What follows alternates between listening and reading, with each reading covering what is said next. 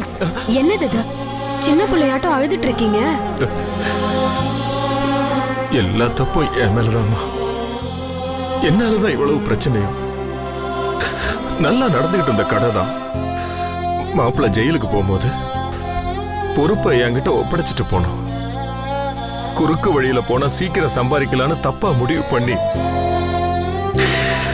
லோடா சரக்கு இறக்கி எல்லாருக்கும் கடனுக்கு கொடுத்துட்டேன்.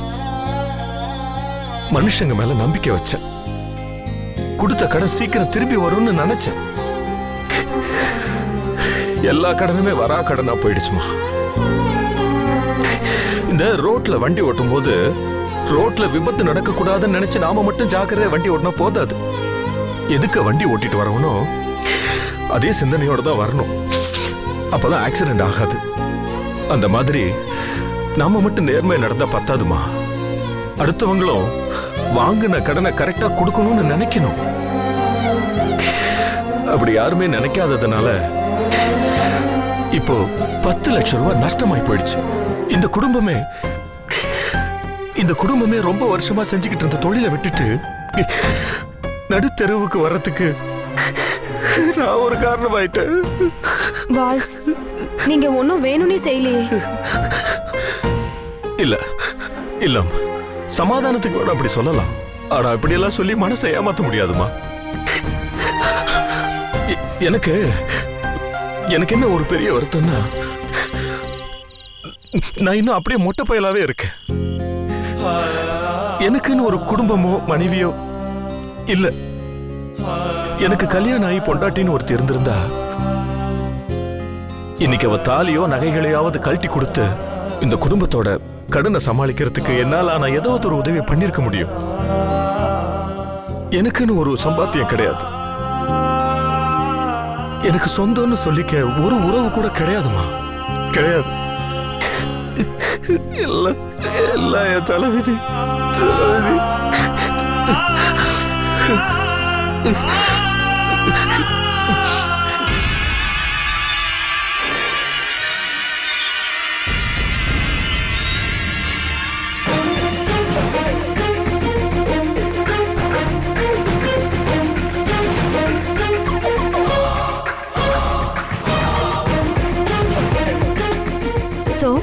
குடும்பமே வறுமையில இருக்கு. இந்த வறுமையை வச்சு எப்படியாவது இந்த குடும்பத்தை விலைக்கு வாங்கணும்.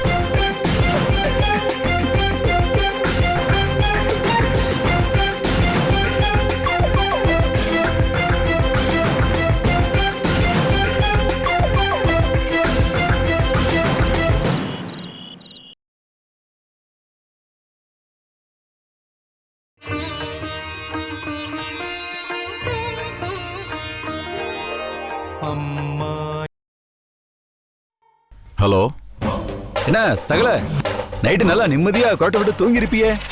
காலையில் நல்லா மூக்கு பிடிக்க கொட்டிக்கிட்டு இருப்பியே. ஆபீஸ் கிளம்பிட்டு இருப்பியே. இனிமே தான் கிளம்பணும். அம்மா, நீ சாப்பிட்டியா தூங்குனியா? எங்க இருக்க? நடு தெருவில் நின்றுட்டு இருக்கேன். எல்லாம் உன்னால, உன் பொண்டாட்டியால, உன் மச்சினியால. நீ போய் மாதவனை பார்த்ததுக்கும் எனக்கும் எந்த சம்பந்தமும் இல்லை. இங்க பாரு, அதை பத்திலாம் பேச வேண்டாம். நான் உனக்கு 48 மணி நேரம் டைம் கொடுத்தேன். அதை பத்தி ஏதாவது யோசிச்சிருக்கியா? அது சகல, நான் வீட்டு விட்டு போய் 10 மணி நேரம் ஆச்சு. நான் உனக்கு கொடுத்த கெடுல 32 மணி நேரம் முடிஞ்சு போச்சு. அதை பத்தி நீ ஏதாவது யோசிச்சிருக்கியா? இல்ல, நான் இன்னும் செஞ்சிருக்க மாட்டேன். உன்னை பத்தி எனக்கு நல்லா தெரியும். என்ன சகல வீட்டு விட்டு போயிட்டானே, தீயா ஒரு ஐடியா பண்ணிருக்க வேண்டாம். சகல ஒழிஞ்சிட்டானு நிம்மதியா சாக்லேட் தின்னு இருப்பேன். உன்னை பத்தி எனக்கு நல்லா தெரியும். யா இங்க பாரு, உன்னை எப்படி என்கிட்ட ஓடி வர வைக்கணும்னு எனக்கு நல்லா தெரியும். நான் வைக்கிற நெருப்புல நீ தலதறிக்க என்கிட்ட ஓடி வரியான்னு மட்டும் இல்லையான்னு பாரு. நீ இப்போ எங்க போற? ஸ்ட்ரைட்டா கவிதா வீட்டுக்கு போறேன். அங்க நான் வைக்கிற பட்டாசு ஸ்ட்ரைட்டா உன் வீட்டுல வந்து வெடிக்குதா இல்லையான்னு மட்டும் பாரு. யோ இரியா, அதான் எனக்கு இன்னும் 38 மணி நேரம் டைம் இருக்குல்ல. நான் அதுக்குள்ள ஏதாவது பண்றேன். சரி, இந்த பாரு, நான் கவிதா வீட்டுல தான் இருப்பேன். எதுவா இருந்தாலும் அங்க வந்து பேசு.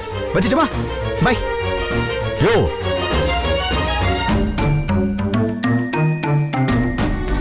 என்ன கவிதா வீட்டுக்கு போறாங்கறான்? என்னங்க, யார் போன்ல? இவன் நம்ம பாஸ்கர் தான். போன் பண்ணி ஓன் அழறான். என்ன சர்சனி, காயத்ரி ஏதாவது சொல்லி சமாதானப்படுத்த கூடாதா? ஏங்க, அவன் நேத்து நைட்டு போய் கதவை சாத்தினவதான். இப்ப வரைக்கும் கதவே திறக்கல. நைட்டு போய் கதவு சாத்தினாளா? என்ன சார் சொல்ற நீ? இவ்வளவு கேர்லெஸ்ஸாவா இருப்ப? வா முதல்ல என்னன்னு பார்க்கலாம்.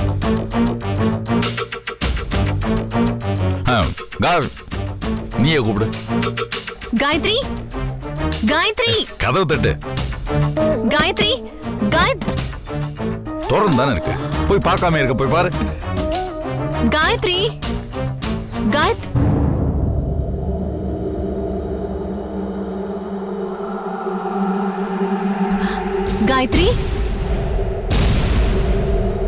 காயத்ரி, காயத்ரி, காயத்ரி, ஐயோ எனக்கு உடம்பு நெருப்பா கொதிக்குதுங்க. காயத்ரி, என்னமாச்சு?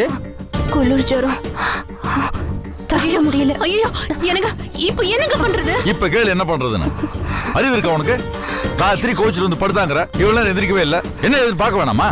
எல்லாத்துக்கும் என்னைய திட்டுங்க. பொண்ணு மட்டும் இல்ல, அவளை என்ன சொல்றேன். உன்ன புருஷன் கோச்சிக்க வேண்டியது. அவன் கோச்சிட்டு போயிட்டான். அவன் இருந்தா இதெல்லாம் நடந்திருக்குமா? வந்து சொல்லிருப்பான், டாக்டர் கூட்டிட்டு போயிருக்கலாம்ல. ஐயோ விடுங்க. ஐயோ என்னால முடியல. ஐயோ உன் வயித்துல வேற குழந்தை இருக்குடி. உன் உடம்பு இப்படி கொதிச்சா அந்த குழந்தைக்கு என்ன ஆகும்? ஏடி நீ உன் புருஷனை சண்டை போட்டா அந்த குழந்தைய தானே பாதிக்கும். இப்ப உங்களால பராத வேதனை அனுபவிக்க. சரசு, இப்ப அதெல்லாம் பேசி பிரயோஜனம் இல்ல. வாங்க டாக்டர் போலாம். என்னங்க அவளை ஹாஸ்பிடல்ல கூட்டிட்டு போற நிலைமையில அவ இல்லங்க. டாக்டருக்கு வேணா ஃபோன் பண்ணி வர சொல்லுங்க. சரி ஒண்ணு பண்றேன். மெஸ்ஸிமா டாக்டருக்கு ஃபோன் பண்றேன். அவங்க கால் பண்ணா வருவாங்க. சீக்கிரம் பண்ணுங்க. கொஞ்சம் பொறுத்துக்கோமா, கொஞ்சம் பொறுத்துக்கோ.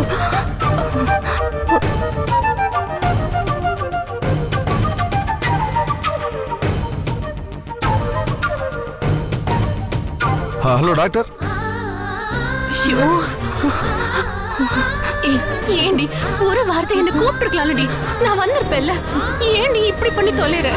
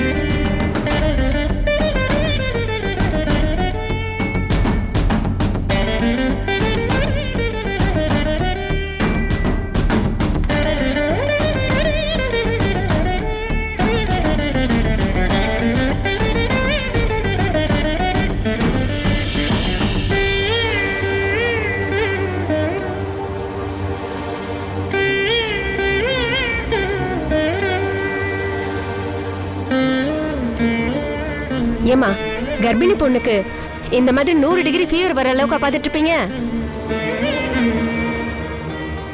இந்த வீட்ல யாருக்கும் பொறுப்பே இல்லையா? இவ்ளோ ஜுரம் அடிச்சு வயித்துல இருக்கிற குழந்தைக்கு கை கால் ஏதாவது பாதிப்பு ஏற்பட்டா யார் பொறுப்பு?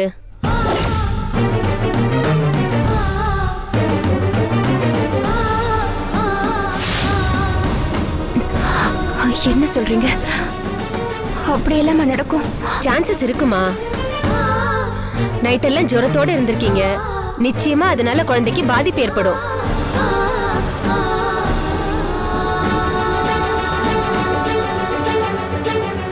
ஏன் உங்க ஹஸ்பண்ட் எங்கம்மா?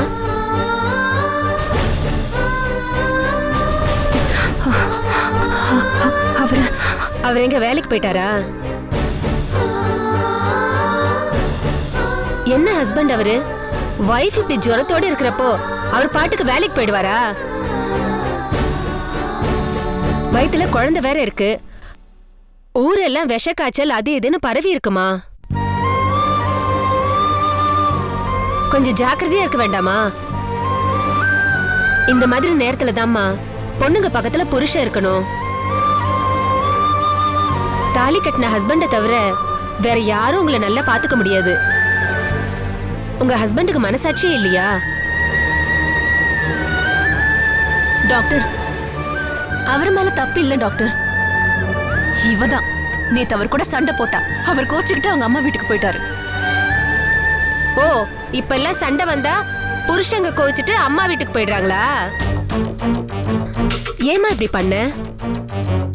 இப்ப யாரு கஷ்டப்படுறாங்க? உனக்கு வந்திருக்கிற காய்ச்சல் நிமோனியா, விஷ காய்ச்சல்னு அதிகமாகிறது கூட வாய்ப்பு இருக்கு.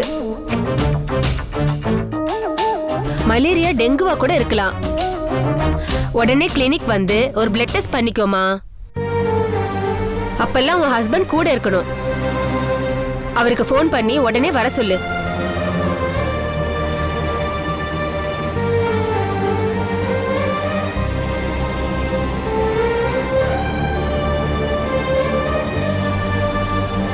சார், இப்போதைக்கு சில மெடிசின்ஸ் எல்லாம் எழுதி தரேன் சார்.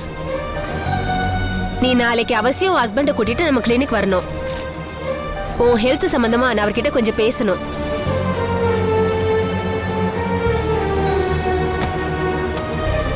உடம்ப பாத்துக்கமா. நான் வரேன் சார். சரி.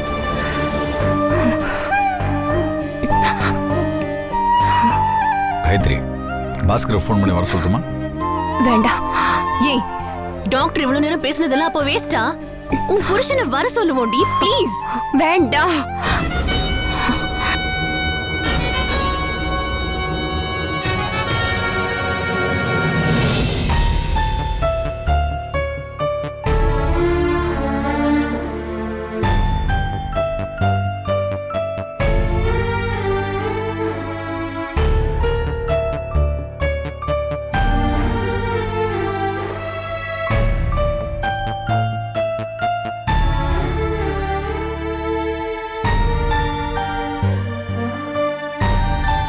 என்னங்க இன்னும் ரெடி ஆகலையா?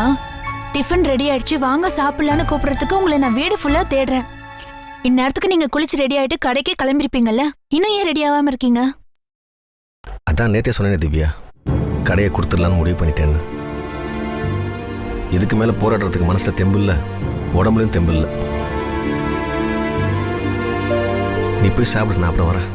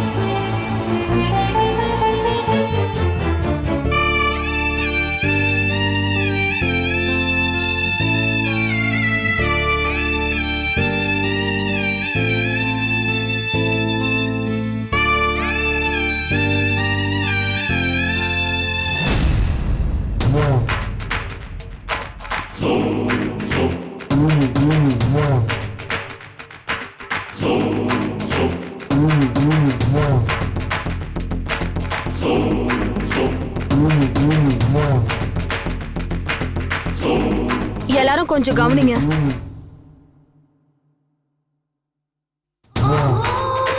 திவ்யா, ராஜாவை கூட்டிட்டு வா, ஒரு முக்கியமான விஷயம் பேசணும்.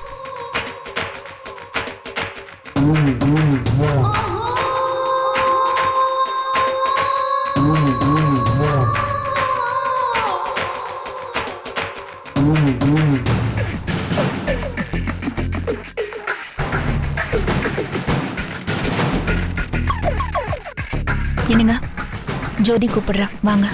என்னவா? ஏதோ ஒரு முக்கியமான விஷயம் பேசணுமா, வாங்க வாங்க, என்னன்னு கேட்கலாம், வாங்க.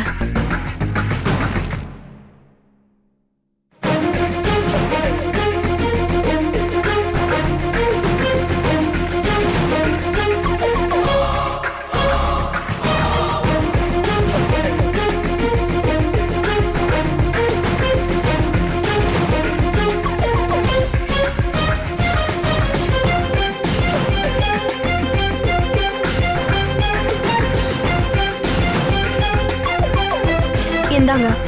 என்னது?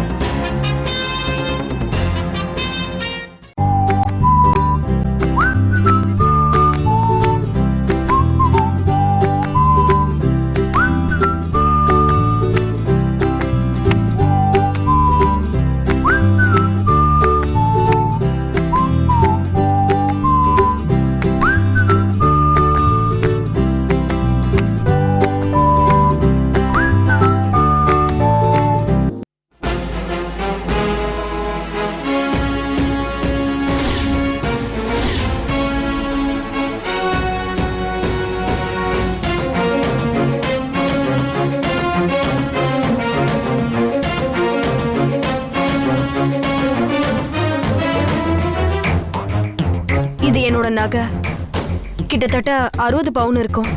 என் கல்யாணத்துக்காக எங்க அம்மா அப்பா சேர்த்து வச்சது. இதை விட்டா கிட்டத்தட்ட 10 லட்சம் ரூபாய்க்கு மேல வரும். இதை வச்சு அரிசி கடை கடனை அடைங்க. மீதியை கடையை நடத்துறதுக்காக வச்சுக்கோங்க. புடிங்க. ஜோதி, என்னம்மா இது? ஓ நகையை போய் யாரும் எதுவும் மறுத்து பேசக்கூடாது. இதை நான் உரிமையா கொடுக்கறேன். நானும் இந்த வீட்டுக்கு சொந்தம் தானே, பேசாம வாங்கிக்க சொல்லுங்க. இந்த பார், தயவு செஞ்சு இருக்கிற குழப்பம் பத்தாதுன்னு நீ வேற குழப்பம் பண்ணாதம்மா. தயவு செஞ்சு உன் நகை எடுத்துட்டு உள்ள போ. முடியாது. நான் தருவேன். இது அடகு வைக்கிறதுக்கும் விக்கிறதுக்கும் உங்களுக்கு முழு உரிமையை நான் தரேன். ஏன்னா இது உங்க நகை.